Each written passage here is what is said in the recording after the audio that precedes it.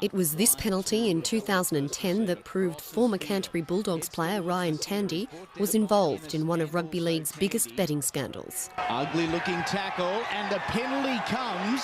The judge found Tandy guilty for purposefully giving away the penalty in the first 2 minutes, allowing the Cowboys to score. The forward was slapped with a $4,000 fine and placed on a 12-month good behaviour bond. In the Champions League 2020 cricket, Daniel Harris bagged a century, but it wasn't enough for South Australia, who were robbed of the semi-final by Royal Bangalore's Aaron Kartik, who hit a 6 on the final ball. That ball's travelling, it is travelling, it is into the stands! In a colourful display of loyalty, one Brisbane Roar fan was tickled orange. Midfielder Eric Partaloo tanned and talked tactics for Saturday's grudge match. They'll be trying to get some revenge on us, and like I said before, it's about taking the emotions out of the game. And it's game one this year. It's a new season, fresh slate for everyone. So everyone's got to be on their toes. With rain and thunderstorms expected across the weekend, the Roar will be playing in similar conditions to their countrymen across the ditch. The Wallabies are preparing for their do-or-die clash against the Springboks in the Rugby World Cup quarter-final on Sunday in Wellington. With a full-strength lineup back on deck, the Wallabies made the most of a wet and windy training session. The side are getting back to basics, preparing for a kicking game. Coach Robbie Deans is expected to name the squad on Friday. Claire Hunter, QUT News.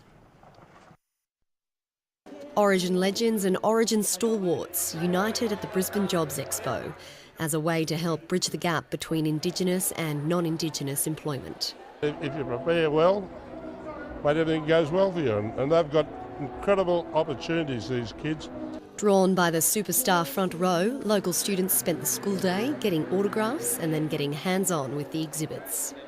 Around 80 stalls from a wide range of industries tantalised the crowds, giving the youngsters a taste of careers in a range of areas from art to the army.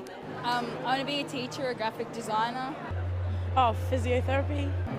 Being an Indigenous liaison officer. The Origin stars passed on their tips for success in life. Pick something that you really enjoy and stick with it and work hard. Cybercrime, identity theft and credit card skimming are buzzwords we are all familiar with. But police fear children are the new targets in the online world. The children today are the victims of tomorrow potentially, and we've got to do something about it. We've got to get the message out. Children as young as 13 are targeted by cyber criminals through social networking sites who store their details for future use. And the crooks can wait. They've got your identity. In 5 years' time, you might find you've got a credit card taken out in your name, you've got a debt already incurred.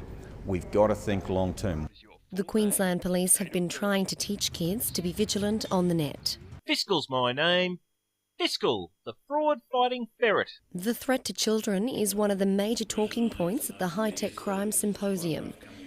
Credit cards and how to protect them from international fraudsters was also on the agenda. A lot of the time when our cards get compromised, the money is extracted in businesses in other countries. Why not have a credit card that is only applicable for Australia? Among the delegates are global experts from the FBI and the Turkish police, who provided a rare insight into the intricate world of high-tech crime.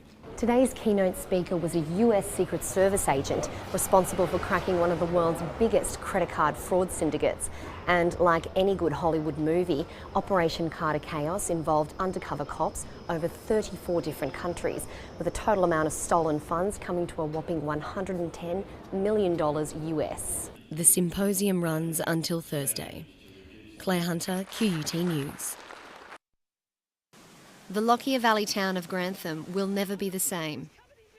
There's no water in sight, but all around are reminders of what happened 4 months ago, when the entire region was hit by a devastating flood that claimed 17 lives. While parts of Grantham look like a ghost town, today's voluntary land swap deal is seen as a way forward and will hopefully protect residents from future floods.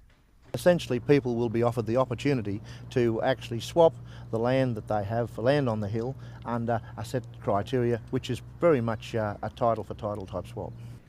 The estimated $30 million plan will mean residents can relocate to a parcel of land adjacent to the Grantham Township. Of the 80 blocks of land released, 55 of them have already been snapped up. The aim is to have residents in new homes by Christmas. I myself, I'm considering it. Yes, I am. I've got one home that's 1 One home that's left, the other home got washed away, one rental property, and it's in the main stream of water, so yes, I am considering it very seriously. But not everyone is keen to take up the offer. Like a cyclone, I've been through a cyclone before, and I thought, well, I rebuilt then, so why not rebuild now? And hopefully we won't have another one of these nice big waves of water come through. The Mayor says this isn't a push for a new Grantham, just an opportunity for some residents to relocate. The land swap means the inundated areas of Grantham will now be earmarked for a special memorial, for parkland, and even for agricultural purposes. The land swap might be a great plan for Grantham, but the truth is many residents are simply not going to be able to afford the cost to move, a cost that they're expected to pay. The actual cost, if they wish to rebuild or move their house, that physical cost will be theirs. You know, this is a fairly advantageous project for a relatively small council to undertake. Whether they stay or whether they go, the sentiment is it's now time for Grantham to move on. Claire Hunter, QUT News.